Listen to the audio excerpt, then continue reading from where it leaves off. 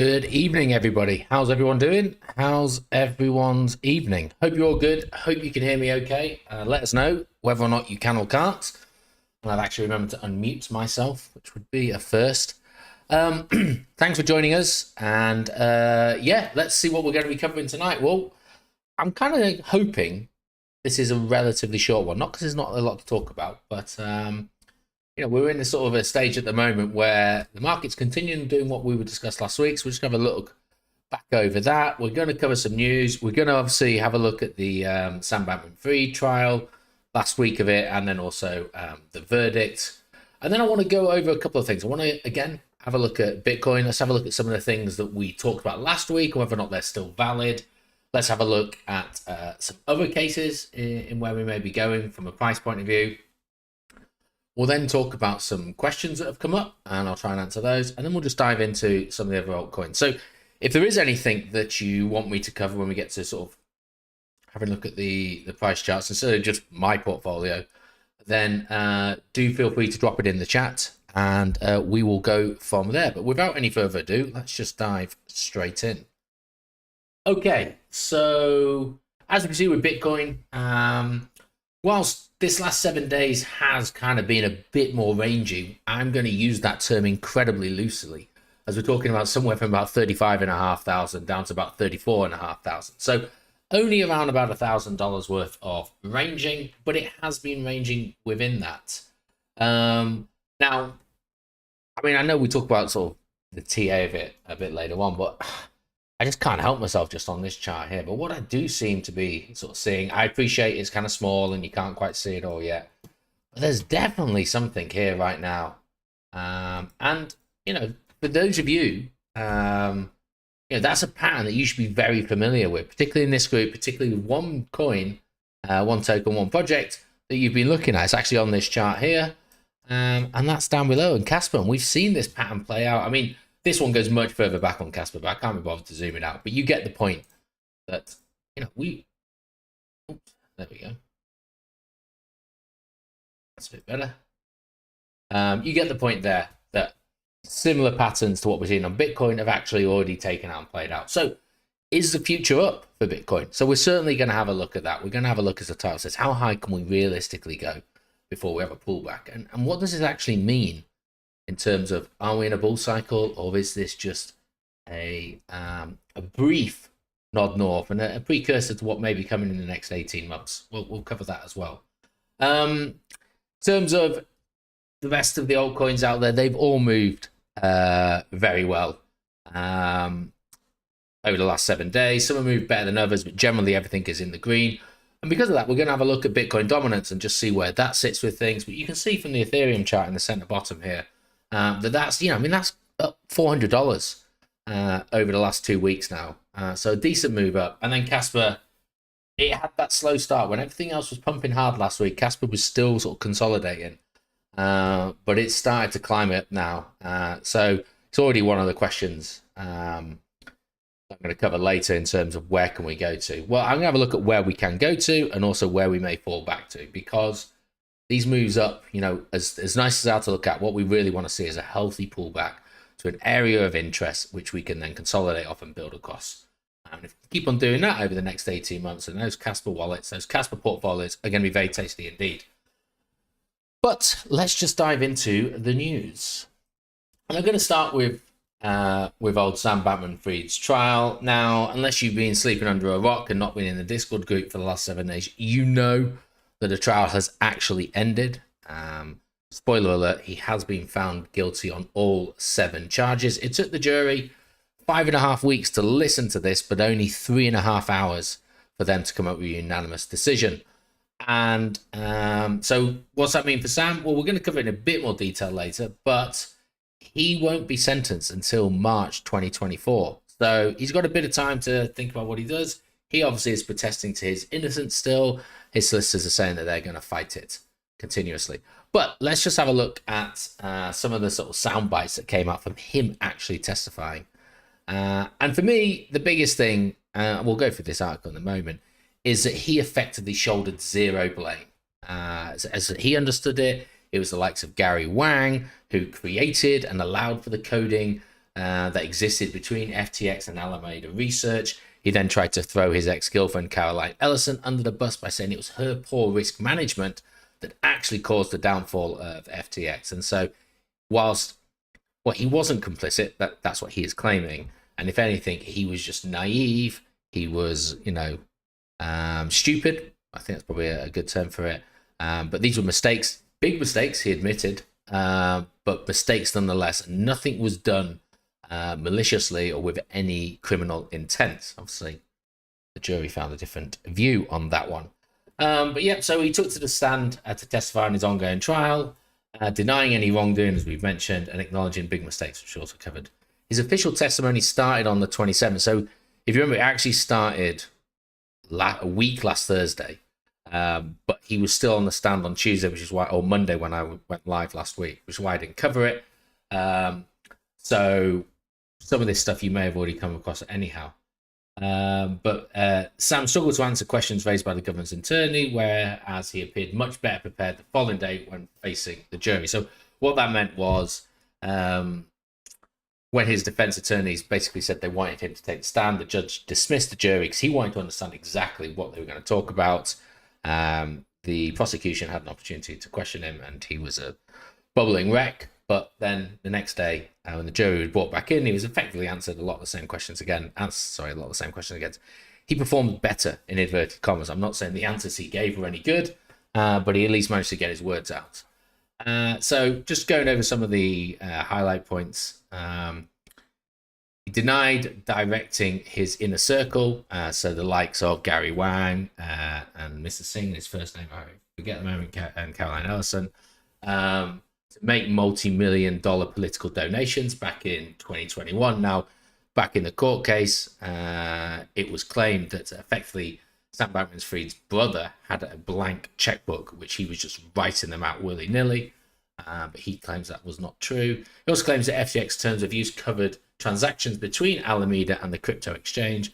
And moreover, the former CEO stated that he had requested additional hedging strategies for Alameda through 2021 and 2022, but they were never implemented. Now, to me, that kind of, suggests, well, I know he set up both of those, but I was always under the impression that he proclaimed that there was effectively a Chinese wall between the two. Kind of saying, well, no, actually, he was in there trying to tell them how to trade, but they didn't listen to him either way. Let's just scroll down there because that's a bit there. We're going to talk about his jail sentence a little bit later on. There's 7 individual counts. And don't forget, he's got another trial in March as well. So we'll have a look at that a little bit later on. Let's have a look.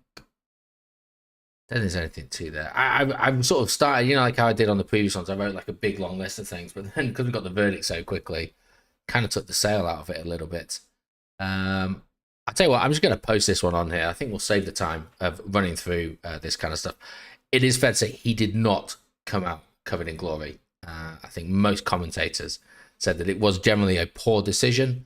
The prosecutor, over the 2 days that they questioned him, went to town with him, and he was left, giving incoherent answers.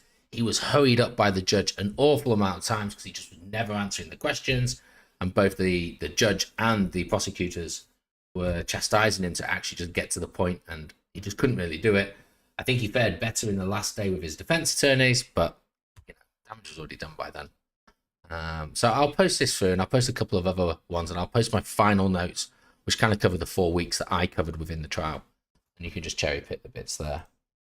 But as we mentioned, he was found guilty on all 7 charges. Now, for those of you that don't remember what they were, that's 2 counts of wire fraud, 2 counts of wire fraud conspiracy, so not actually doing, but planning to do it.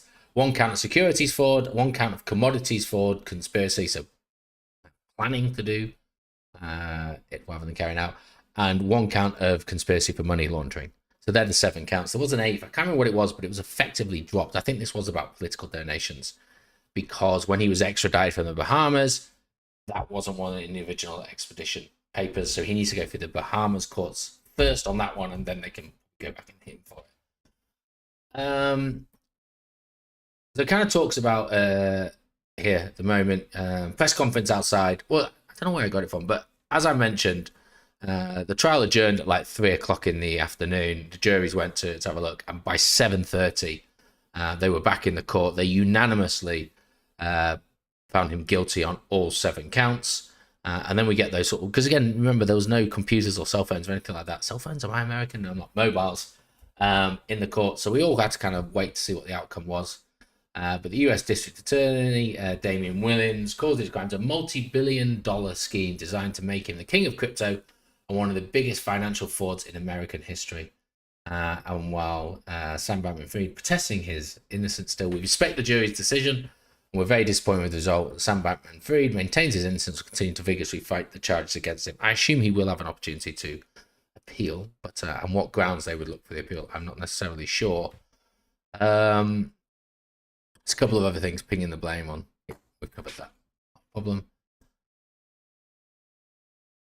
Yeah, another article on it. Don't think we need to go through that. What is interesting though is how long is he going to serve? That's the whole point, is it, at the moment? So there were 7. Trying to find the list somewhere. There were 7 counts against him.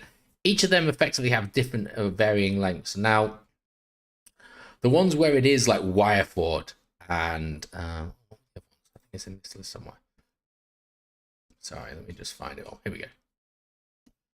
So the ones where it wasn't conspiracy to, where it was actually committing, so counts 1 and 3 on this list, they effectively carry a 20-year sentence, while the remainders carry anywhere from 5 to 15, I think it is, which is why everyone's getting to this figure of 115 years behind bars. But actually, as I covered a few weeks ago, it is incredibly unlikely that that is what he's going to serve, because if we scroll down here, they will be served concurrently rather than consecutively. So because they're of a similar nature, they just get banded together. So actually what it looks like he's probably going to serve is 20 years, which would be the maximum sentence for the wire fraud conviction. So all the other ones, although he is doing 115 years worth of sentencing, it's all condensed within that. Now, the prosecution will put forward how long they want him to serve, but ultimately it's the judge that decides that. Then they'll determine, what length it needs before he can go for parole or whatever it is. And then we've got the other cases as well. So it's fair to say that Sam's going to spend not the rest of his life, but a good chunk of the next couple of decades, likely behind bars. So yeah, I mean, it felt to me like, this case, we'd been waiting for it for a year. It's part of a year. It came along, but that 5-week case, it came and finished very, very quickly. But also,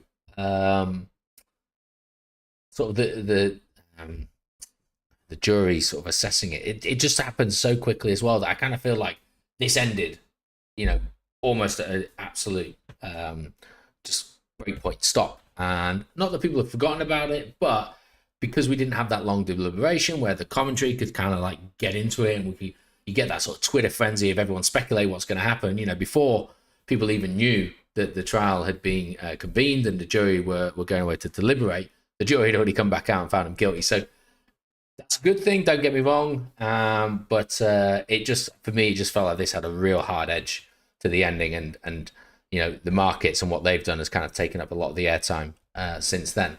But we'll continue to report any additional elements that come out from this initial trial. But as I say, sentencing is March 2024, which is around about the time of his next trial as well. So a bit of time to wait there. Moving on. I'll come back to this one. I think this is an interesting one that I've seen people talking about, both in groups that I'm in Discord, but also on Twitter. So I think it's worthwhile coming back to that.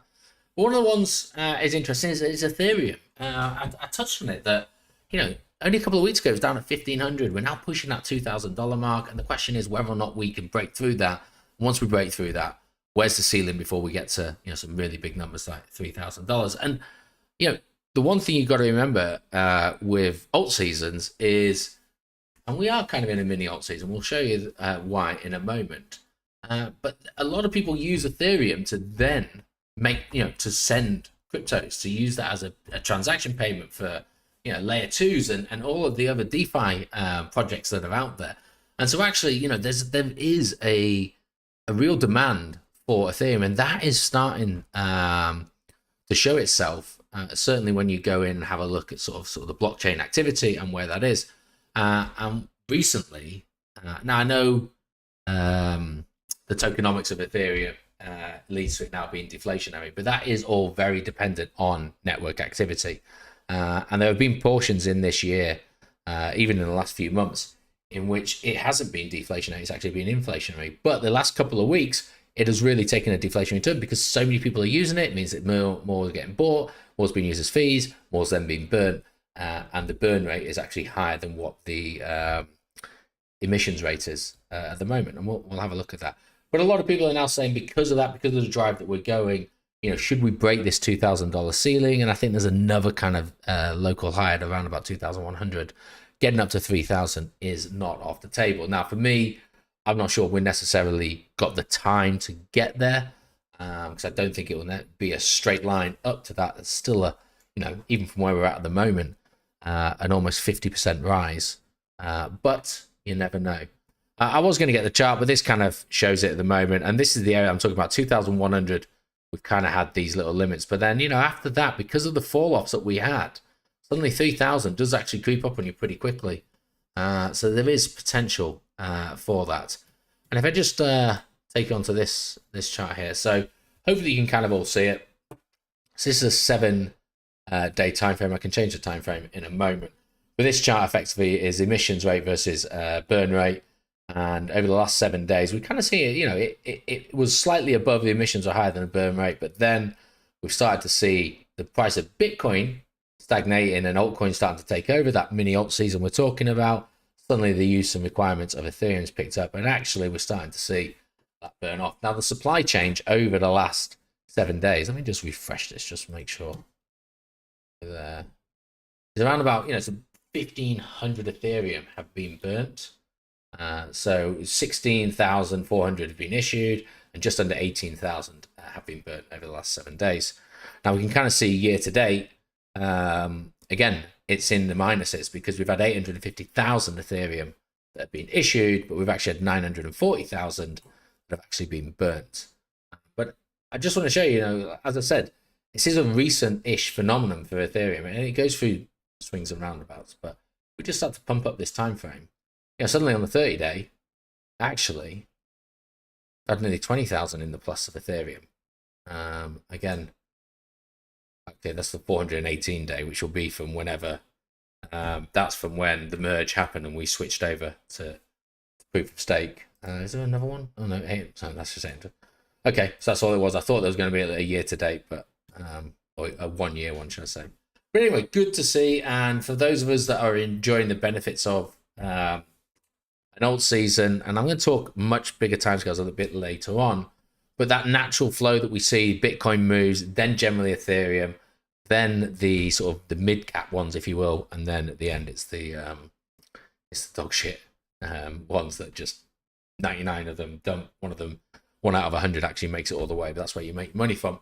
And we're starting to see we're kind of moving into phase two. If the amount of Ethereum being bought and burnt is being used as transactions is picking up, then we're kind of moving into from 2 into 3. And it's going. It's just a question of how long that could last. What's this one here? Okay, yeah. So the reason I'm talking about this rather than news, the next 2 articles are more sort of speculation, I suppose, and it's because we are seeing prices rise drastically. Only 3 weeks ago we were at 25,000. We're now at 35,000. We've seen some incredible moves on altcoins. You take the likes of Link, you take the likes of Elrond or Multiverse X, as it's now known. Massive double-digit gains. Ton token, which is mentioned in Discord, now the world's fastest blockchain. That's the Telegram-based one. For those of you that don't remember, it's quite high. But again, that's shot up drastically over the last few weeks. But actually, when you look at sort of total 3, the amount the markets has moved up isn't much, which kind of suggests that we're not getting new money in. So what's actually driving this price? And at the moment, we don't have ETFs or spot Bitcoin ETFs, bringing in institutional monies. And what a lot of people are suggesting, well, the majority of the money that's actually coming in is from speculations, from derivatives, whether that be perpetual trading, whether that be futures or whatever.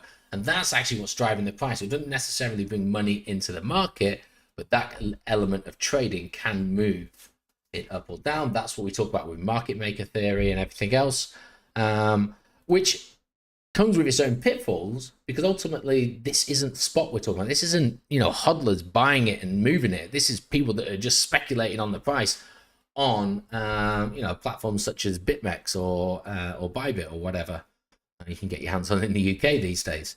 And so with that, they're not necessarily too bothered which way the price goes, because they're not holding the underlying assets. But that does help move the price, which then in theory moves the market cap of the token, and you can see how these prices move up without any new funds coming in. Now this article kind of goes into that in a lot better detail than I've just gone through, so I'm not going to insult anybody if I just read through it line by line. But I do recommend that, if you're still struggling to understand, what the difference, firstly, between the likes of derivatives trading versus spot trading is, and then also, how that impacts sort of the money in or the overall size of the market, etc., then articles like this are definitely worth a read to just try and better your understanding of it.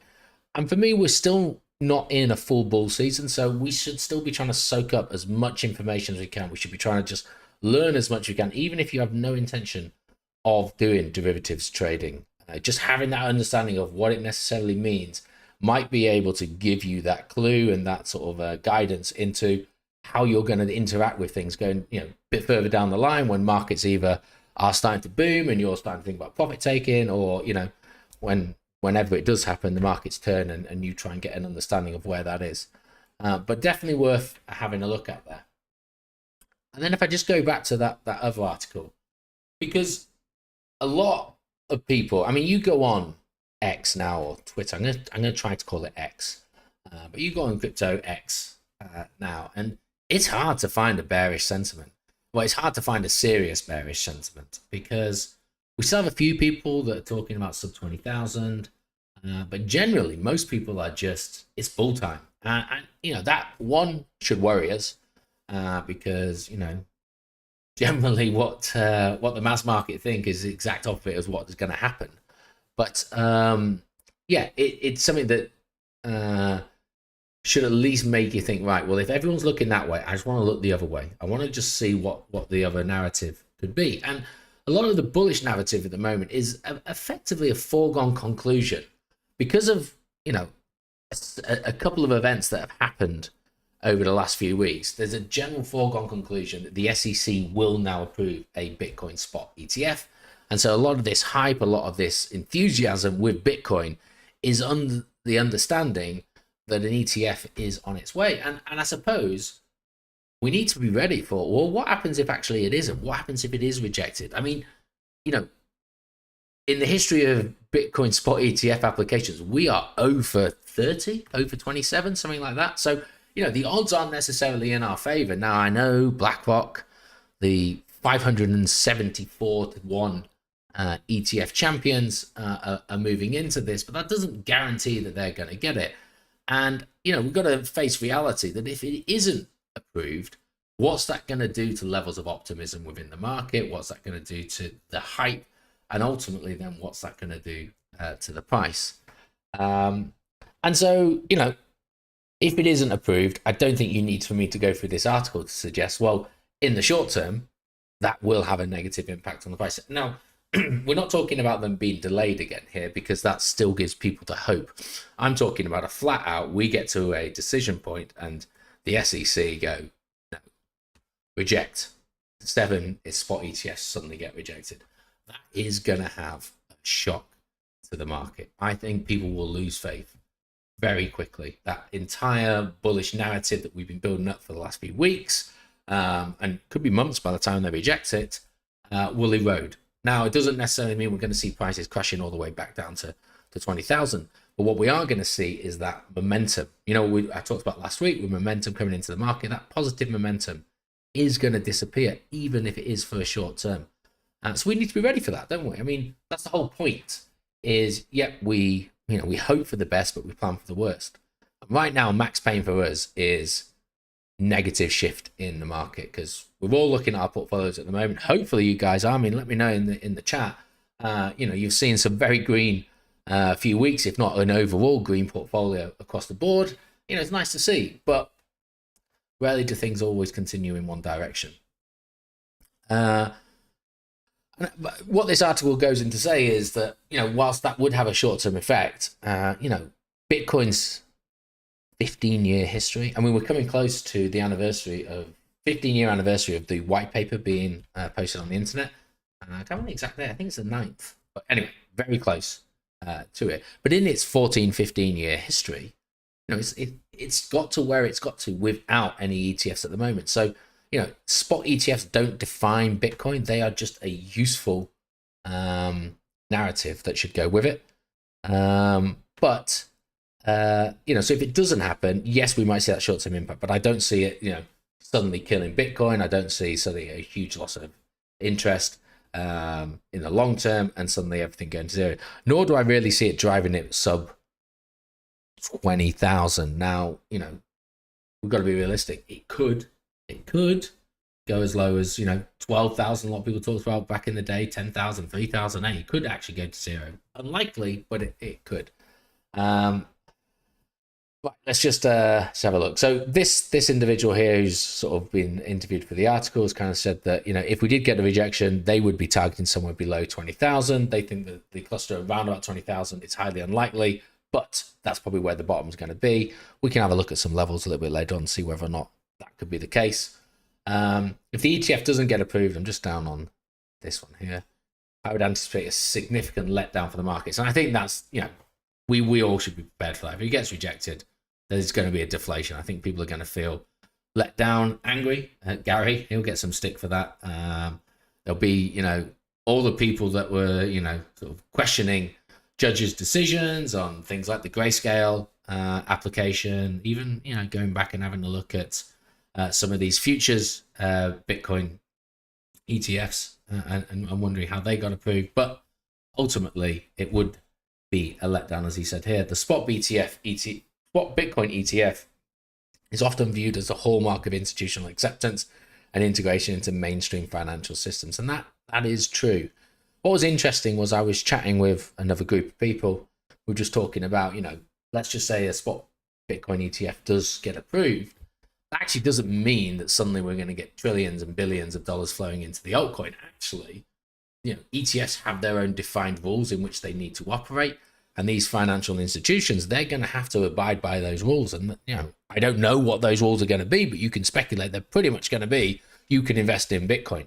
And so actually that cycle I talked about before about Bitcoin, Ethereum, mid caps, and then into the dog shit ones, maybe that actually won't happen under a new environment of spot ETFs, because if we are hoping for all of this institutional funds to come in, there's a very good likelihood that that's actually going to be ring fenced around Bitcoin. Now, a rising tide lifts all ships. So yes, it will do that. And we've talked about how at the moment derivative markets are also driving in the price. So enthusiasm around a Bitcoin may lead people to start longing and sort of how they look at futures of other altcoins that they can do that on, driving those individual prices up. But actual real money within the market through institutional opportunities like ETFs are going to have to abide by whatever rules that they're set by. And I'm going to assume it's not going to be a case of, if you get bored 5 minutes after buying the price of Bitcoin, feel free to go and put it in Shiba. It's going to be, you need to stick it in Bitcoin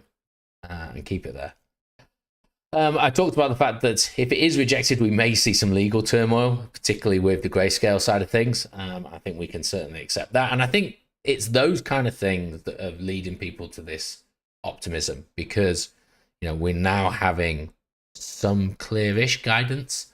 It's not mud anymore. It's kind of like just dirty water. You can kind of see through it a little bit into what the SEC is going to have to do around that. But nothing surprising me with Bitcoin, and nothing surprising me with the SEC. So, even if it's just sheer petulance, I could see them rejecting it. But again, I think I've gone on this one for long enough. But feel free to sort of, speculate yourself as to what it's going to do. Make that kind of understanding or that plan of what it is that you may want to do, should that happen. Now, things will move very fast once that announcement happens, so you've got to bear that in mind. But if Bitcoin has climbed over the weeks leading up to that, is there an opportunity then to potentially take some profits, sidestep, whatever it is that you want to call it, and look to see where that goes?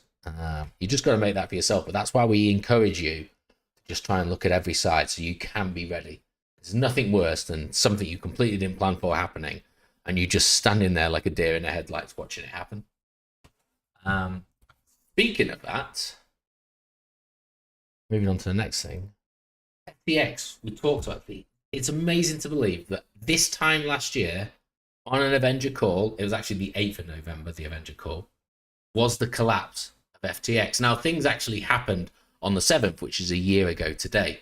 And just how quickly is that year gone, and how much of a shift have we had? I mean, those of you that were around, in the immediate aftermath of FTX, everyone just assumed that the crypto market was going to be set back by years. And yet here we are, and we'll have a look at a chart in a moment. But I'm fairly certain that the price of Bitcoin is actually higher than what it was prior to the collapse of Bitcoin of FTX. And so we've not only recovered that, we've actually surpassed it. But it was a crazy day. I mean, we talk about, Bitcoin just doing its own thing 5 minutes before I go live. This was the epitome of it. Where is this? There it is, yeah.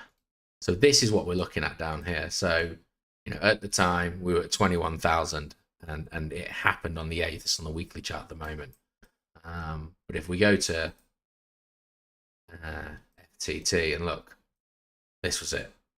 And it just absolutely fell away on that day from, $20 down to 21. And if I take you on to, this might take a bit of zooming in, so just bear with me.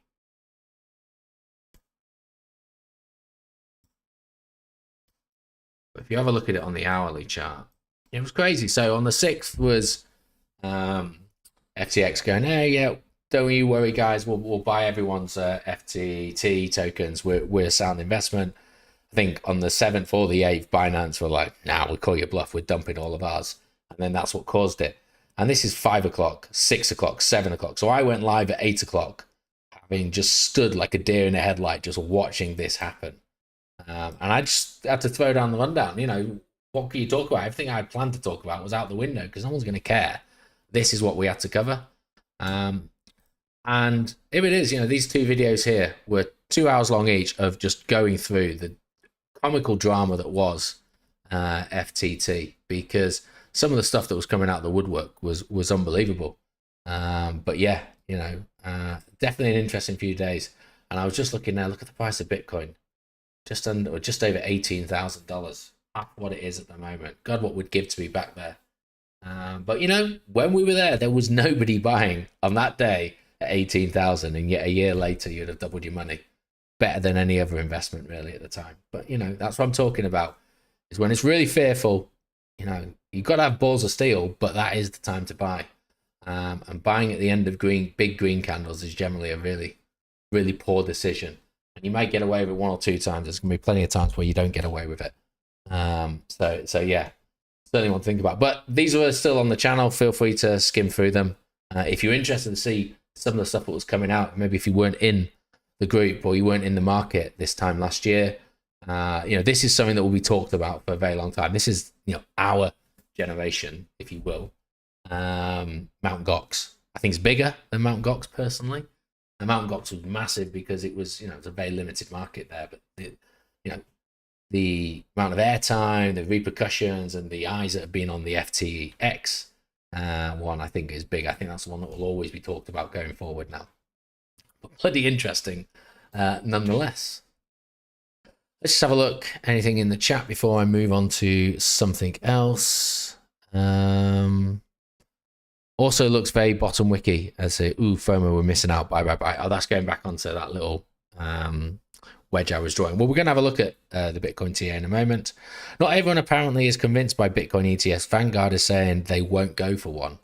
Well, I mean, I think a lot of actual commentators rather than the hype that you get on crypto Twitter, crypto X, are still kind of saying it's 50-50. You ask the average influencer on YouTube or on Twitter, and they're going to tell you it's 75 to 90% chance it's going to be approved. I'm sure there's some people there that will tell you it's 100%. It's always a dangerous place to be with that, if you ask my opinion. Anyway, so let's have a quick drink and then move on to having a look at reviewing where Bitcoin is compared to what we talked about last week, I think. So what I've done is, if you remember, I've deleted now. Back in July, I had my thoughts on the market, and it was effectively this, and then this hadn't happened. If it does happen, that's what's going to happen. And I've just extended this, and it's quite interesting because I've updated the liquidation levels, liquidity and liquidation levels here, which we'll have a look at in a bit. But if you just focus on this white line, which is what the original line that I drew for this, and you look at where it is now on the daily, these 4 spikes have all hit it and rejected from it. And from a short-term point of view, for the last year, this thing has been support all the way through this year till we lost it in August, and now we've had our first real attempt to break back through it, and we've been rejected. And for me, if you want to just be very broad brush, not really worry too much about TA or anything like that, you could argue until we break this line and get back above it, there's always a risk that we're going to fall back down. And we've been rejected from it 3-4 times now. And maybe potentially working our way back up, but this can give us some clues as to where we may see ourselves over the next few weeks. And if we don't break it, then we might slowly meander back up to maybe 37, depending if we can make it all the way to the end of the month, 38,000. And I've got a high block open, but trust me when I say that these are the levels of interest. But I don't have high block open. Let me just sort this out. Put this on the month. Add BitMEX. Add Bybit. Just hit run just to make sure.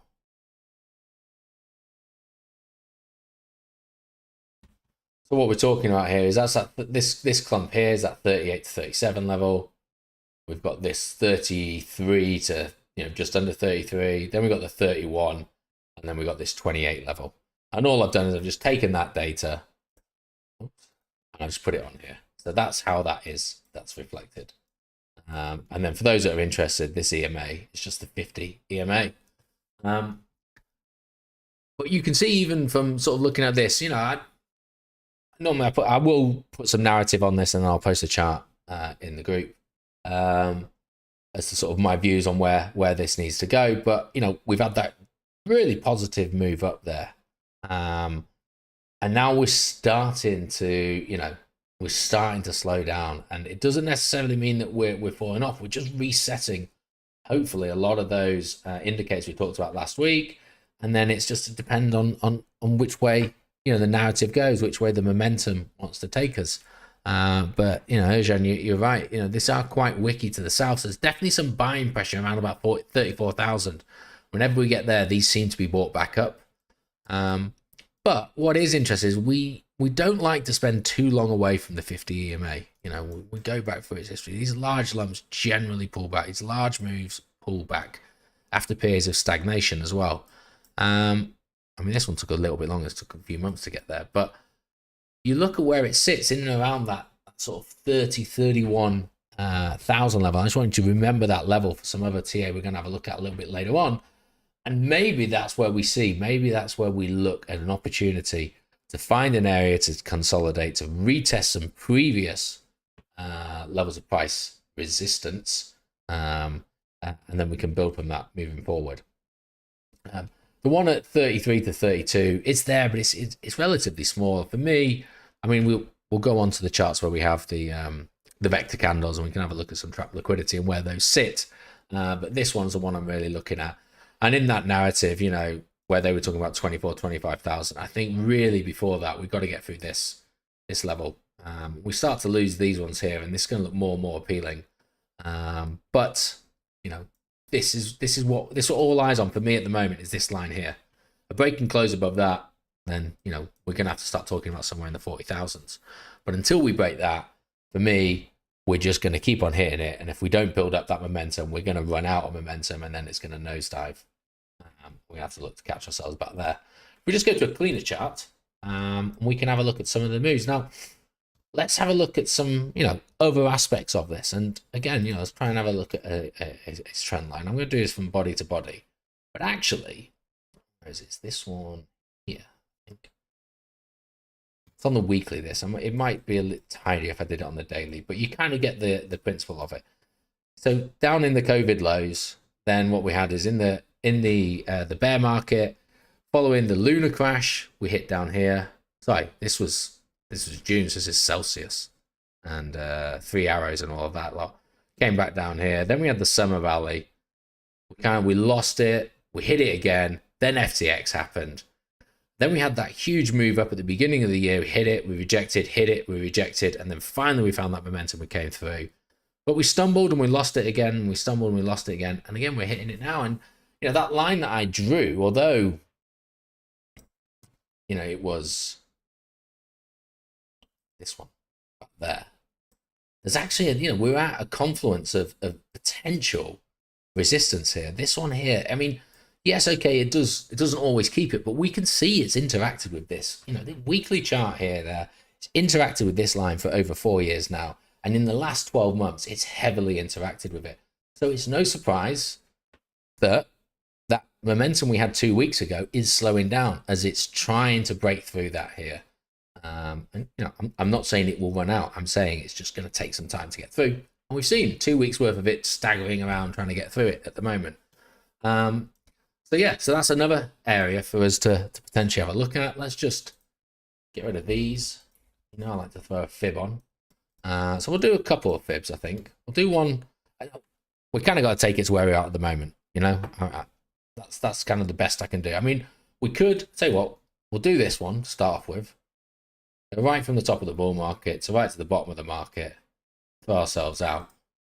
And we're like, okay, well, what have we seen here? I mean, it generally has acted all right there. What am I in? A bit better if we do it on the linear chart. It's come back down. We've hit it. But it's nothing really to 27,000. If you remember going back to here, this is this one. So for me, that's a big fall down there, but we haven't just broken this level here. It's kind of screaming that maybe there's an opportunity to 40k. I don't normally use the linear, so I'm kind of cheating by doing that. But let's have a look at it from the bottom to where we are at the moment and just see if it gives us some areas for it to pull back. So right for the bottom to there. We got that 30,000 level, then we got 26.5. A lot of those kind of tying in with some of these. Which is a little bit south of it, just a touch of this one here, and this one obviously is just a bit south as well, but kind of close enough. I mean, we could probably tidy these up on the daily chart. But the problem we've got is the fib doesn't really work for us at the moment because we don't have a defined top. You know, like that's great that I drew that from there to there, but next week it might be here, and then I'm like, oh, I've got to move it again, guys. Got to move it again. So this is where it doesn't really help you at the moment. You kind of need some sort of topping pattern at fallback. As soon as we get a couple of reds, we can see that that was a previous top, no matter how short-lived it was, then that's going to provide us with a little bit of a better opportunity. So for me, you know, if I'm not looking at those previous ones, I'm going to just keep it nice and basic again and just look back, look left, however you want to term it, and say, well, what have we done previously? And so where are we at the moment? Okay, well, let's have a look. There's some noise here, isn't there? I'll zoom in once I've drawn these. So again, makes sense that we're struggling, you know, if you want to take it up to there as well, because we've got, you know, here in May, after FTX happened, we took a breather there before it fell down. We've had these drops here. We had where the price dropped after the first pump in 2021. And we also took a bit of a breather here in the run up to the April top. So that makes sense. We might be struggling. So maybe we get it up to 36.5. You know, we start to see these. Maybe even we get up to that 37.5 and we tie in with some of those levels that I pointed out back on this one. Let's just put that back down for a moment. But where could we go to? That's the point. You know, where's the logical area in which we can come back to retest? And for me, that 31,000 still screams out, because one, in recent history, it's proven to be a very tough cookie to crack, or nut to crack, whatever you want to call it. But then we have all of these wicks, all of these areas of, look at it, you know, in terms of like demand, come down, bought back up, come down, bought back up, come down, bought back up. These are long wicks down here. So it's an area in which people feel comfortable in buying. And after we've had such a long pump here, people are starting to see the power of what Bitcoin can do. You know, is this now going to fall back into an area in which people feel comfortable buying? And, you know, so for me, you know, 30 to 31,000 is an area that if we are looking to fall, then maybe that's somewhere we need to consider buying. And go back to sort of psychology of things, you know, it could always fall further. You know, you're not in the game of trying to catch the bottom. You're in the game of trying to find areas that make sense to buy. Now, 3 weeks ago, it didn't make sense, or 2 months ago, it didn't make sense to really buy at 31,000 because we had rejected from it and we come all the way back down. But the narrative has changed now. And if you weren't able to take advantage of this down here, yeah, you've got to look at the facts and the charts that are put in front of you. And it's saying, well, 31 isn't something that's holding us back anymore. Now 31 is hopefully something that's going to catch us. And so 31 suddenly becomes more interesting, and the probability of it, you know, increases. So it may be a case that something that you buy, and then unfortunately, it may lose it temporarily. But we have seen over the last few weeks that, you know, those weeks where you think, damn, I could have bought lower, when it moves through it, you don't care anymore, do you? The psychology shifts to, I'm in the green, it must have been a good decision at the time. And so, yeah, so that's kind of the other areas that I'm looking at. Right, let's have a look at, I mean, Bitcoin's still, it's moving up still quite nicely throughout the call. I think we started off around about 35, but 35.6. Gas was moving up. These all, we'll come over those a little bit later, but good to see that it is continuing to move. This was just, I don't know why I've got this on twice. Let's just get rid of that. We've gone through the high block stuff. Not too much else to say there. I mean, the only thing, I put it on the 3 month just to have a look at stuff. But what you can see is that move up cleared a lot out, and it hasn't really built back up on the 3 months. I think, you know, even from a long point of view. So unfortunately, the 3 months is just painting the picture of, you know, total max pain. But I think, not ruling out that we get there, it doesn't feel like that's going to be a straight line for me. I don't think. Not unless it is driven by a narrative change. Rejection of an ETF. Okay, so let's have a look at some of the charts very quickly that we talked about last week. So for those of you who remember, we had a look at this, then we had a look at these two line charts, and one's the RSI, one's the stochastic RSI. RSI is just giving you an indication of whether an asset is overbought or oversold. It's solely looking at the price, whereas the stochastic RSI is looking at momentum, whether or not it's overbought or oversold, or over momentum than under momentum. And we were talking about this level here, the 70. It's been the absolute key. And previously, all those rejections. Well, it's actually broken through it. I mean, it's still live, this candle, for the next 5 days, so it could flatten out. But at the moment, it's poking its head through. And to be fair to it, it's not done that since the beginning of 2021. So, you know, we've gone nearly 3 years before it's done that. Since it's done that, sorry. And when it does do that, it generally does lead to, you know, to a sustained rally. Now, if we go back to the, in my opinion, the more likely sort of scenario of what we're repeating is the May to June or April to June rise in the pre-halving year of 2019, where again we saw it poke up through, and we went from 3,000 up to 14,000 before coming all the way back down to 3,000. We're in a pre-halving year at the moment. It's not May or June, but we're starting to see that, and we've poked through. So maybe actually we are starting to see that the market is willing that it isn't as overbought as it needs to be. There's still some fresh momentum to take us into there. Now, the stochastic has also continued to climb, so it's getting higher and higher. But when you're looking at the stochastic, what you want to see, it all bets are off until you see the cross, until you see the blue cross over the orange.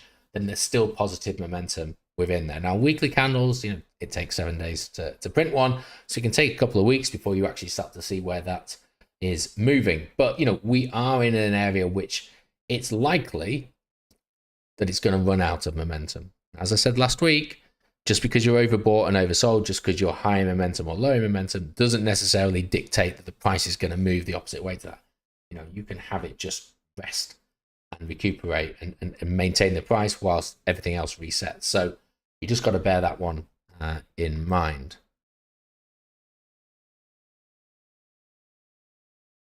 The line that I drew on previously, although this one is ever so slightly different.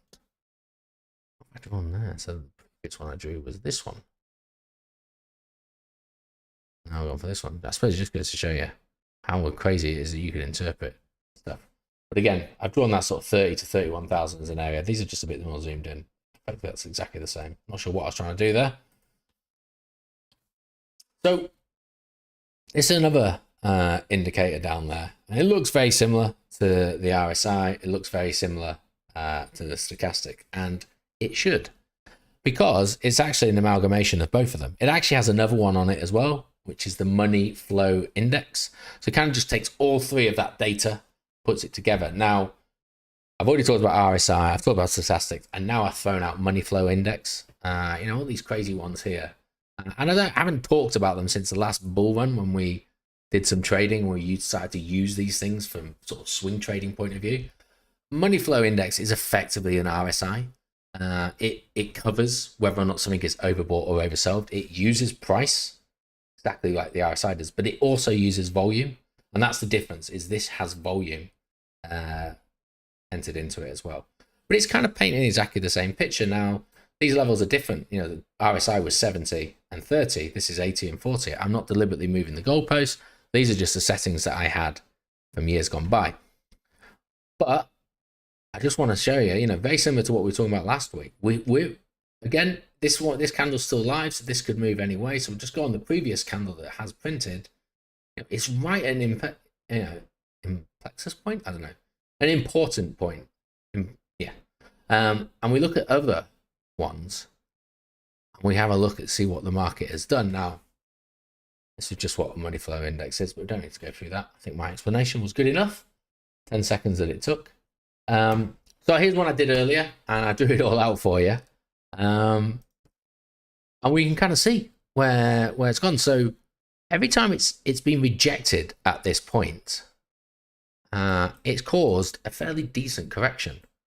And we can have a look. So this one here was a 20% correction, and that happened in April of this year. It didn't happen before that until the peaks. So back in November 2021, and we had that huge bear market. So that was a full on 77, 80% correction. A lot of other things on the catalyst that caused that to happen. But it couldn't get over that level. Similarly, we had it in August at the end of the summer rally. We saw that rejection getting back in line with around about 25% correction. We did breach it, and we talked last week about how I believe that this was really the all-time high of the cycle. This just got overexcited and forgot the script and just went a few thousand above it for half a day before correcting back down. But you can see that the narrative here is built on this. But then we've got two more quick rejections here, and again we saw a 20% and a 15%. Now this one I put in orange because it didn't quite get there, and this was COVID related. It got close to it, so I don't really count it, and it ruins my theory at the moment because it's another 63% rejection there.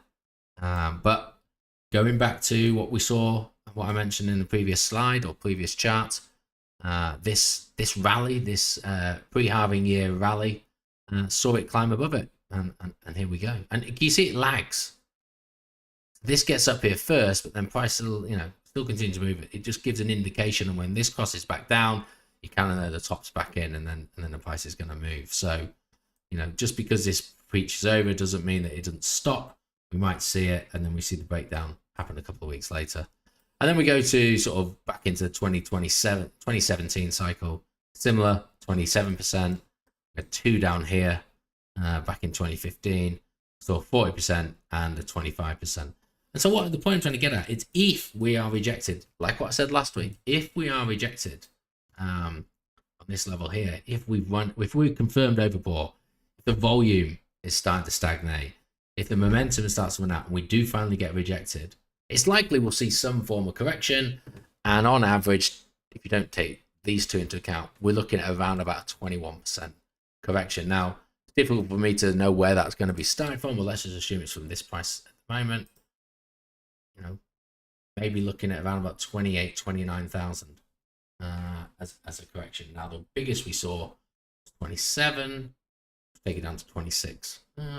Possible, but yeah, I'm sort of around about that early 20s correction, 29,000, conceivably be on the cards. I think that's kind of it from the bigger point of view of Bitcoin going everywhere. You know, unfortunately, these are weeklies, so you know we have to wait a couple of weeks to see how they play out, and we don't often talk about them. But I think last week we started an interesting conversation about whether or not this is a sustained rally. What I will say is that it's great for me. I'm enjoying this rally, not because I'm particularly taking profits and trying to move money back into the bank. It's just to show that there's still life in the old girl, you know? So for those of us that have been DCAing in for a while, it's good to see this momentum coming back in as a timely reminder of the power of what several weeks of bullish momentum can do and how much that can just help move your portfolio going forward. My biggest concern is, if this is the start of the bull run, if this isn't just a mid-cycle rally, and this is the start of the bull run, then it totally throws out the 4-year cycle. The 4-year cycle that I place everything that I do based upon says that this shouldn't happen till after the halvening.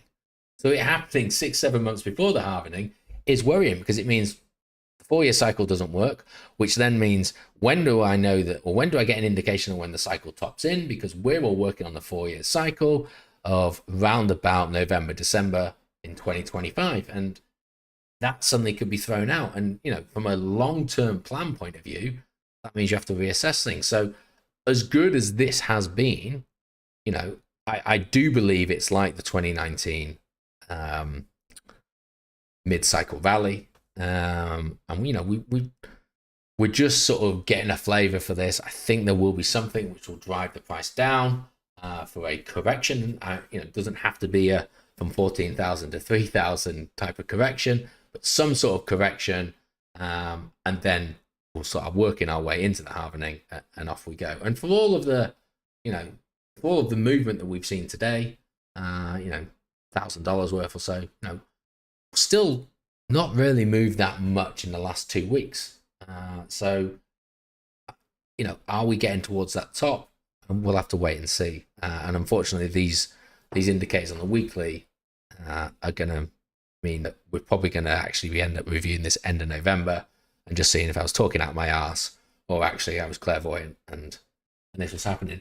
But in terms of my portfolios, yes, I have sold some, which I'll go through just because I took the opportunity to reallocate some funds, but I'm not generally looking to, take a huge amount of profit at the moment, nor am I looking to sidestep. And I'll explain why I don't want to sidestep when we look at some of the smaller altcoins. But I just think this is a nice reinforcement of what a bull market feels like, but a real bull market's like 10 times this.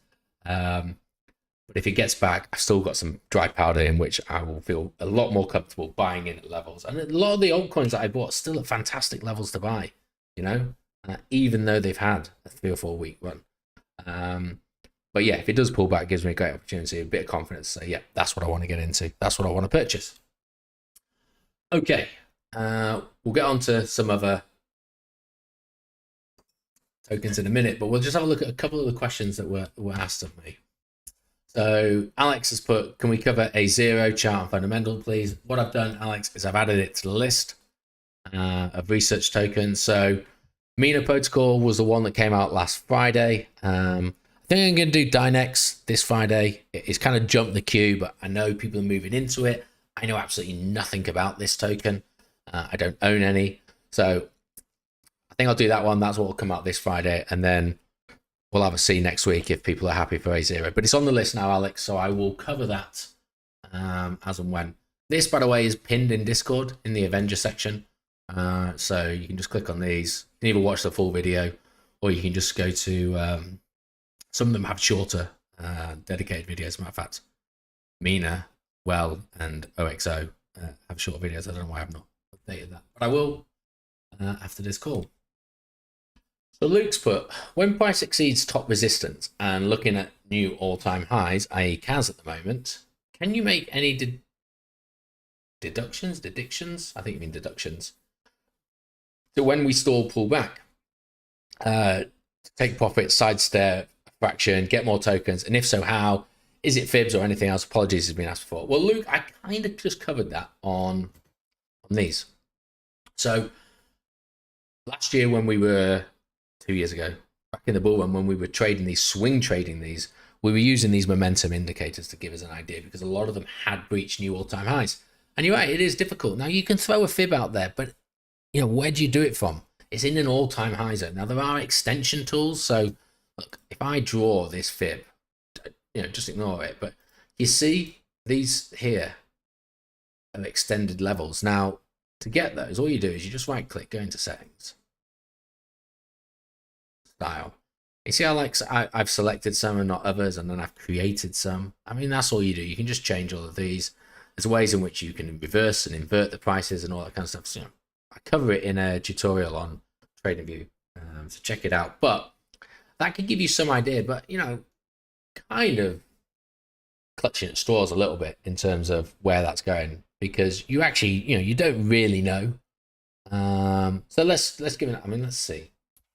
I'm gonna prove this theory wrong now. The reason you don't know is you don't know where the top's going to be to finish this. I'm gonna say that before I draw it.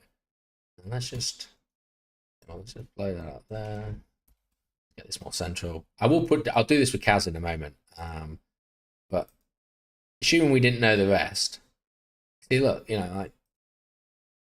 okay, yeah, it kind of told us a little bit later on, and you could say, okay, slightly dipped below, but it had a lot of retracement there, but it's difficult to use. I mean, so for me, I just go back to basics, and I'm not looking for a specific cent level price. I'm looking for areas of interest, and so I'm using previous areas of resistance, so horizontally, any trend lines, and then I'm using things like, is the market overbought? Why am I using that as an indicator? You go down maybe now onto the daily to have a look at whether or not things are overbought or oversold, because it just means that at some stage it's going to turn. The only problem with those is they're lagging indicators. It's not going to give you the exact time it happens. But if it's reached all-time high and yet it's pretty much 40%, it can feel like, I'm just going to buy now. But is that the right decision? I would suggest probably not. Let me get this chart. So this is the fib that's been on there for quite a while now. So I'm just looking over. I'm trying to see if... Oh, no, it's all right. I was getting an error message. It looks like it's resolved itself. So this fib level just happens to coincide with the top. So now that we've burst through that, for me, this here makes an ideal opportunity because it is previous price resistance. And look at the amount of resistance it had. 1 day, 2 day, 3, 4, 5, 6, 7, 8, 9, 10, 11, 12, 13, 14, 15, 16, 17, 18, 19, 20, 21. It took 21 days of it getting into that zone I've identified there. It actually hit it 1, 2, 3, 4, 5, 6, 7, 8, 9, 10. 10 of those 21 days, so half of them actually hit that level. So this feels like, that was a decent level of resistance. So naturally, there's an opportunity that's going to be a level in which it would pull back to, consolidate on. And then I look at some of the EMAs. Well, the one I'm always interested in is the 50 EMA, which at the moment is below that. Now, the 5 and the 10 shows, good trend direction. It generally snakes up these levels. So for those of you that have done the 8 EMA bounce and trail, it's quite similar to that. I just use the 5 and the 10. Doesn't matter. I'm not trading off those, but generally you can see that it respects those two. It moves up. But if it gets too far away from the 50, you can be damn sure that it corrects back down.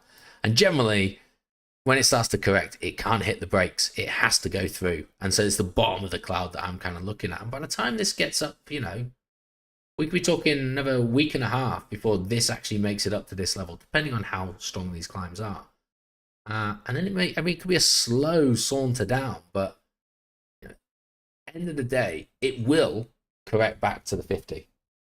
Unfortunately, the 50, you know, you may end up having a problem. Someone's saying I'm frozen again. Right. Let's just... Every time I look over, the error message disappears. So hopefully, Erjan, I'm not. I don't know what's going on. If I hit refresh, I just worry it's going to end the stream. In my little video of the stream, it's still going. I can still see myself and the mouse moving and all that. So I'm going to keep going. Hopefully, it comes back. So yeah, this is the tough bit. And, you know, sometimes sidestepping out all or nothing can be quite difficult. And I know Simon talks about it a lot. I know he does. And I know, you know, we pull out these figures of, you know, get to 20, and that's based on market caps of Cardano. For me, I just cannot buy into that at all. You know, you could replace those figures with any coin, any token, and go, well, it could get to this and it could get to that. It unfortunately for me and what I do, it means nothing. So whilst I see things like, you know, targets, people are targeting sort of around about 20 cents. Now, you know, 20 cents in a couple of weeks as well. It's a big climb.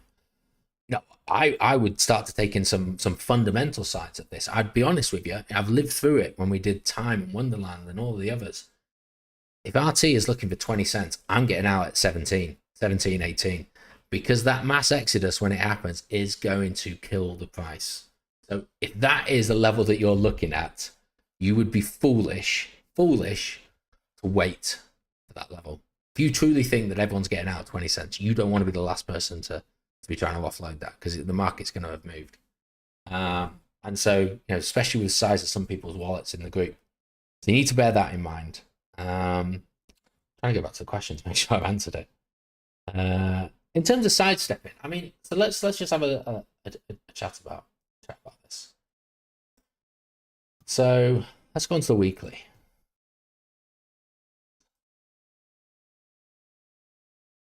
I want to find one that's been going for a while.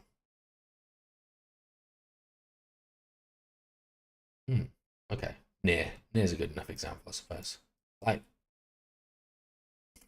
just get rid of some of these. We don't need them.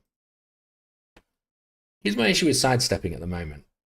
Is look at how far that near as an example. So near has jumped up from $1 to $1.50. Great, it's made a 50% increase. But if I were to sidestep now, I have no idea what level is a sensible level to get back in, because for me, the sidestepping or the moving out of it needs to happen back here. This is where you just buy, you know, and that's been my sort of principle throughout the year, is just these are levels that I'm happy to buy at. Now, yeah, okay, with near I bought at $1.80, but I bought an awful lot at between $1.20 and $1.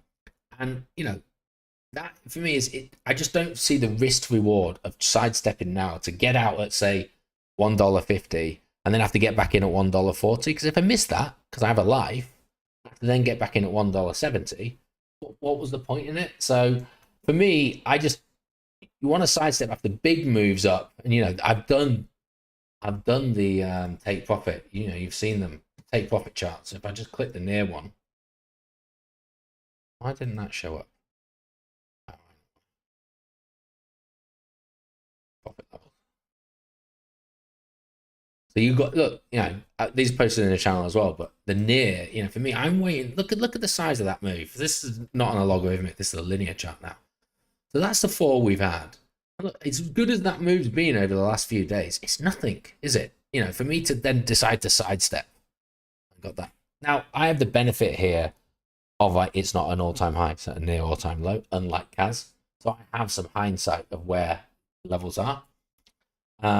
But for most of my alts, you know, despite what's going to happen on this run, I just don't feel that the right move is to sidestep. The move is I've still got some dry powder. If it falls back down, I just buy some more, and that's it. And if it doesn't, and it continues to climb, there'll be plenty of other tokens along this way that I find out about. Because I didn't know about them now, I won't feel upset. It's like getting upset that you didn't know about Bitcoin when it was $300. You only know about it when you know about it, and it's then getting in. So if none of these go back down, we don't get any retests, and I don't feel comfortable buying any of these tokens that are on the right hand side at the moment, I'll find some other ones that I can. And, you know, that's just how it goes. I'm already in all of these except for Link. Oh, Link will go down in history as my worst. No, maybe not my worst trade. I've done some bad ones, but pretty bad trade for me. So yeah, just go back. One thing I forgot, and shame on all of you. Shame on all of you that are massive Casper fans, and there are a hell of a lot of you. There's people in the group that are far bigger fan of Casper than I am, and not one of you has mentioned it today. It's happy birthday, Casper. It's 2 years old. So, you know, for you diehard fans that, you know, let this be a lesson to you. You know, you need to know these things. You need to be celebrating it. Now, it's not a real birthday or anything like that, but it started on the 7th of November, 2021. So it's 2 years old today. So that just shows you where it is. But anyway, I digress. Okay, Remy's puts, when trying to withdraw some funds from crypto.com, they were requiring me to state the person who owns the wallet, me. Is there a way around this? And do you know any other companies doing this? So unfortunately, Remy, this is the problem with centralized exchanges. So I'm relatively familiar with anti-money laundering and KYC, know your customer, because that's what my wife's family do. They have a business in that sector. And that's what these centralized exchanges are effectively doing. They're having to do anti-money laundering and KYC checks. So they need to know their customers. So that's why they do those questionnaires. And, you know, every so often you log on to Binance or you log on to Swissborg or Bybit when you could, and all these other exchanges.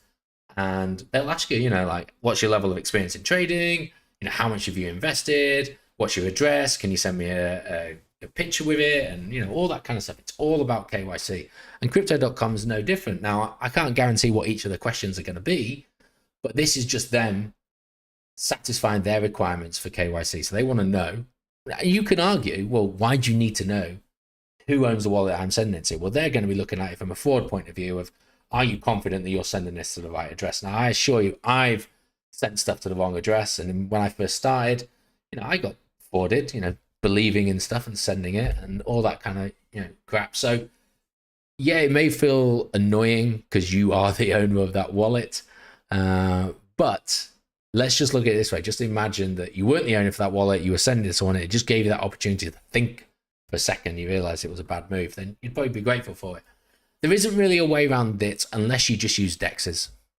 I'll be honest, because all companies do it. Now, I haven't moved significant amount of money into the market in 3 years.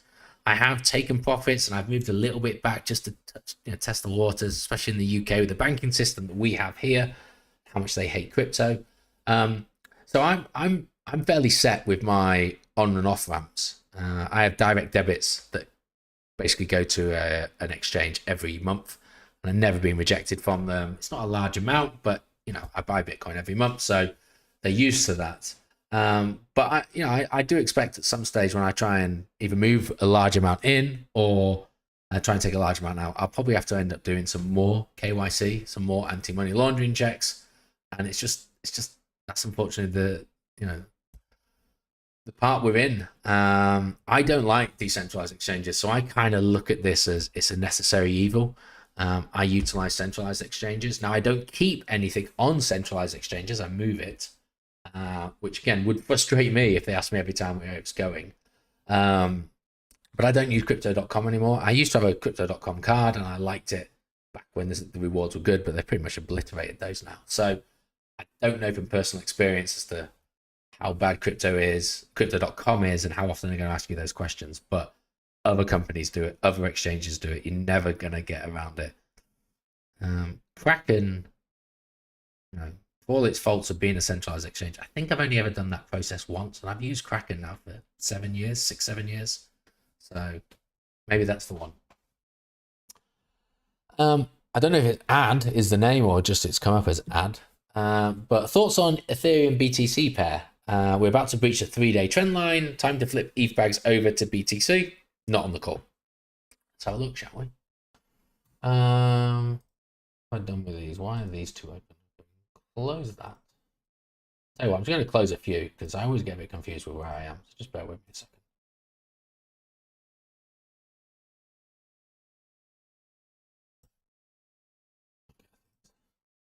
Probably enough now.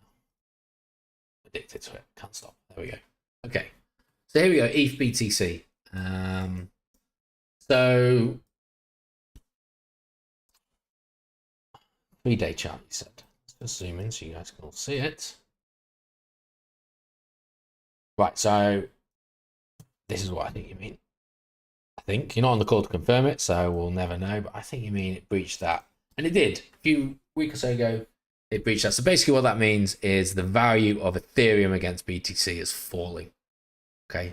So red is your Ethereum bag is losing value against BTC. Green is it's gaining it. But it did lose it, but it actually then regained it. And what we're doing is we're retesting it. Now, too early to say whether or not this is going to be a Kobo. And you could argue that did we lose it? We've come back up and now we're about to fall further. I'm, trying to understand where your bag is. So you've got a bag of Ethereum. You're wondering whether you should flip it into BTC. On the looks of this, yeah, the ideal thing to hold at the moment would be BTC. And the thought process behind that is this will continue to fall. Your BTC will get stronger. And then when you go to buy Ethereum back, you're going to get more of it. Now, this is on the 3-day chart. Let's put it on the weekly, but some people might not agree with me here, but hey, it's not it. You can make your own decision. I don't know. Kind of feels like maybe that was a bit of a double top. Now, if it does breach this, we get into a territory where this skyrocketed up. And that fall there is, just eyeballing it. 8 to 5, that's 3. So we're going to go from 5.3 to 2.3. Woo. I mean, it's a linear chart. Let's put it on the linear chart. I mean, let's even just take it from here. Let's just say it's 8, 2.5 it falls. That's going to take it to 2.8. 2.8 is down to here. You could be looking at some very tasty fall. So if that doesn't hold and you're holding Ethereum wanting to get Bitcoin, that's not a good position to be in. You wanna necessarily maybe move into Bitcoin and then wait to buy your Ethereum back. I'm telling you that's what you want to do, but that's how this chart would suggest you need to do it. What could cause that to happen? Well, I mean, let's talk about Bitcoin dominance. So, there's someone a beer for that. The Bitcoin dominance has been climbing, as a lot of people have been talked about. And, I'll be the first to say that back in the day, I didn't think this level would break. And we have. We broke it, we retested it, we're climbing back up. Yeah, we've had a little bit of a pullback. Why's that pullback so important? Because that's why alts have been booming. Because Bitcoin dominance, people have now taken profit from Bitcoin and moved into altcoin. There isn't new money necessarily coming into the market. All that's happening is people are flushing their Bitcoin into altcoins and then taking advantage of that there. So, but it's just potentially a pullback, and then where do we see it now? Where could this get to? It could, in theory, get to that 58 level. Really, this previous one here. Now, there's some people talking about 62, 70. We're not going to see a true a bull run until Bitcoin get back to there. For me, I'm going to disagree with that. And here's why. I think I talked about this last week as well. But we're too late in the Bitcoin halving cycle, in my opinion. So previously, we've had Bitcoin up at that level. But, we look at halving year, so October, November 19, and Bitcoin was already at 70. And then we had the running into the halving at some sort of like mini alt run. Then Bitcoin took its leg. And then this red candle here, this is leading into January, that huge rise up to the blow off top in May of basically Bitcoin's price was still climbing, but alts were climbing far more aggressively. And that's what that was there. Well, we're not there.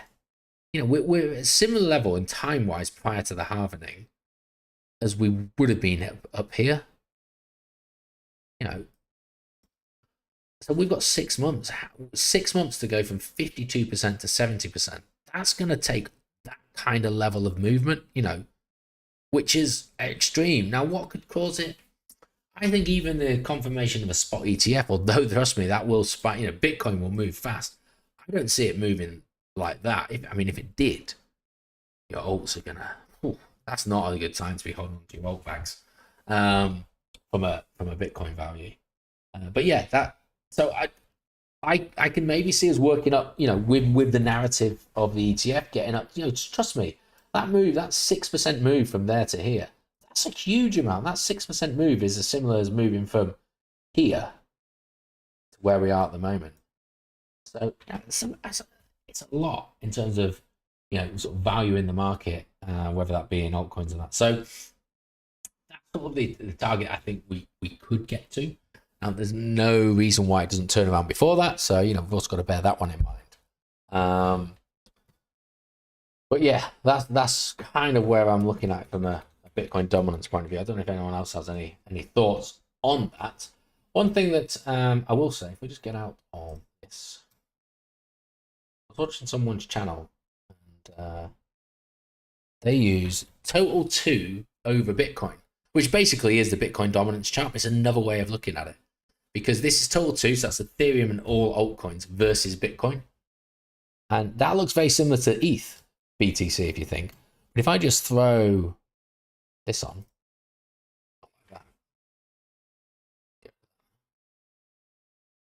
just throw this on. So the orange line is Bitcoin dominance. And you see, this is the exact inverted way of seeing it. So for those of you that might struggle with trying to understand the Bitcoin dominance because it's the opposite way of looking at it, then total 2 divided by Bitcoin may give you it from another point of view. But effectively, the altcoin market is dying. If this is going down, it's because Bitcoin dominance is, you know, Bitcoin itself is increasing in strength, and the altcoin market is going down. So it may be an easier representation of how you can look at it. Just for those that are interested in that. If we look at total 3 whilst we're here, I really hate that these never. Each week I end up having to draw these levels, and it really annoys me. But at least we get to actually talk about them now. So that's the lose that, and it's all hell breaks loose. This is what we've been meandering around for a while, and I've been like not really fussed if that's where we are. But look at it, we're getting close to this one. And this is the break this one, and we've got some good news. So the altcoin market, you know, it is climbing. There has been, you know, some money coming in. Don't get me wrong, but a lot of the movement from the price of the altcoin market has come from the reallocation from Bitcoin. And altcoins have moved far greater in value over the last 30 days than Bitcoin has. In the 7-day, at least, look at this, you know, 7-day, Bitcoin's moved 2.5%. You know, we've got 9, we've got 14, 16, 20, 15, you know, points there. Most of these, and I mean, I'm sure if I did extend out to 14 days or whatever. Just while we're looking at it, fear and greed. We're not in extreme fear, but we are pretty close. Extreme fear starts at 80. Extreme greed. And that's a dangerous time to be buying. Okay? I'll say no more. That is a dangerous time to be buying. In terms of other tokens, no one's really asked for any, so I'm going to try and just fly through maybe 3. Let's just talk about Link, my worst trade of the year. So this is tough for me, and it's left me with a decision because I love Link. I do. You know, I'm a big fan of it. I've talked about oracles and everything else. I think it's got a real good future to it. And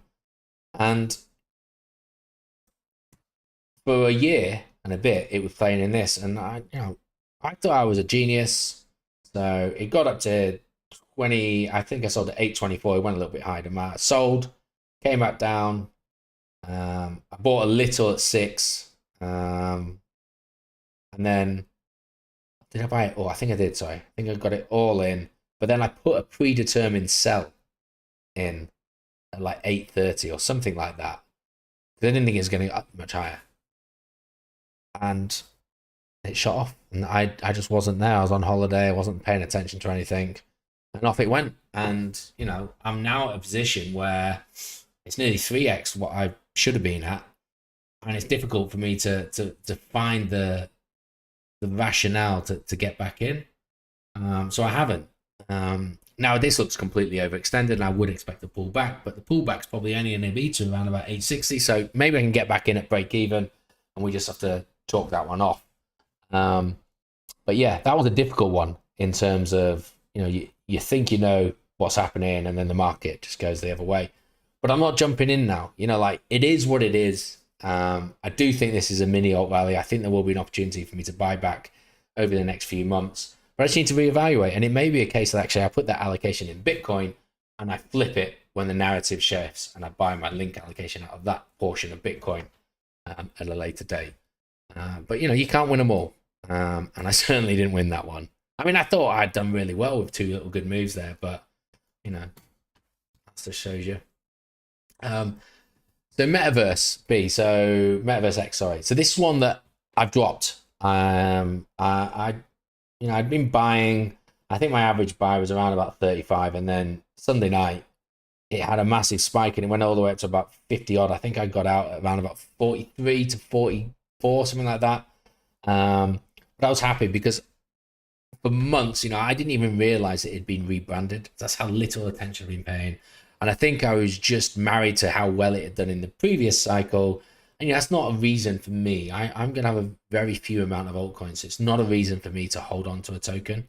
So I just felt it was the right time to get out of it. It has pulled back, thankfully. So we'll see where that goes. But I'll be dropping it off this list. But again, they all look overextended. That's the honest truth. And I know some of you will be feeling really like, bugger, I really want to fill my bags a little bit more or whatever. But you know what?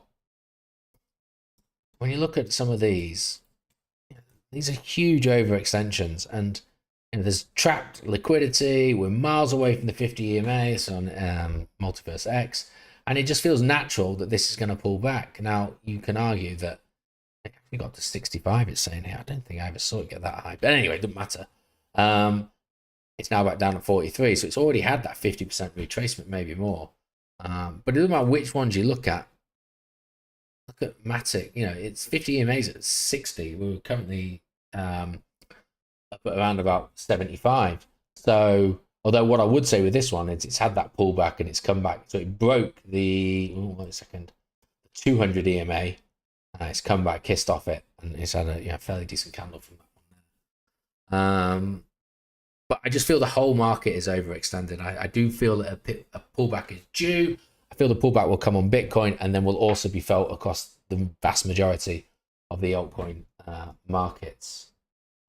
Dots, again, a great move up from Dot, 350. I was telling everyone my last buy was at 380 to 360. I've got a nice, decent bag there. I've got next to nothing of my allocation left for Dot to buy, and we've had that huge run up. Now, I've staked mine, so I ain't making any profit from this one. But it's good to see, it's bust through the 5, the 10, the 50. It's broken through the 200. At the moment, it's over the 200. But I do feel this is overextended. I do feel that this, it's going to creep back up, and it's going to be how it interacts on the 50. And again, with a lot of these altcoins, as excited as that move has been, the V-shaped reversal, we've not cleared summer highs yet. Doesn't matter what you're looking at. Okay. May. It kind of has because it spiked up. Of course, this one link. I'm really just okay. Here we go. Thank you, Matic, proving my point. Still not cleared those highs. Near, okay, it's dicing in and around those, but it has been rejected from them. Quant still not cleared where it was over the summer. So this move, as welcomed as it is, Rose still not cleared where it was over the summer. It hasn't actually got above it yet, so we can't categorically say that there has been a shift in the trend just yet. And so all of these things are why I'm just monitoring everything as we're going. Just taking it all from there. Right, it's getting closer. It is actually 9:30. I think that's probably enough for me. But yeah, it's great. It really is good to see this kind of movement, and hopefully most of you, you're kind of feeling like, yeah, this is it. I kind of get crypto now. I'm seeing some green. Even if you're not fully in the green in your portfolio, you're seeing that the actual movement has gone up that way. And that's what it's like when you get into that bull run. That's what it's going to feel like. That's why people get so enticed and enraptured within the bull run. And then the battle is not getting too much within it.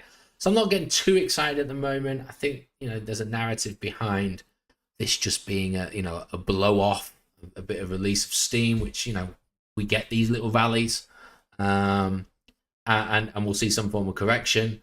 But it gives us a taste of what's to come. And I have to say that because I'm hoping that the 4-year cycle sticks true. Now, if it doesn't, then, you know, I'm 75, 80% in. I'm amazed. I didn't realize I'm pretty much 5% in Casper. And you know, when I started talking about this, I was only ever going to do 1 or 2, but I've kind of been buying. And, you know, I'm probably not in anywhere near as much profit as some of you guys that I got in a lot earlier, but you know, it's suddenly, because I talk about it so much to everybody in the group, it suddenly got to one of my bigger holdings. But yeah, so I'll be looking at key levels to get out. You can be sure of it.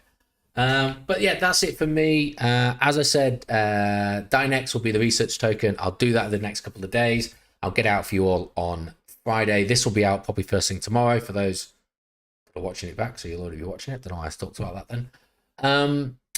And yeah, week after next Saturday, we've got the Cuddle, the conference down in Boston. It'd be great to put some faces again to everybody, have a beer with everyone afterwards, have a chat about stuff. I've got a couple of presentations that we're giving. I know Sam's got loads as well. But yeah, it should be a good day, and I hope to see you all there. And other than that, guys, just hope you have a great evening. Enjoy the rest of it, and I will speak to you all soon. Cheers now.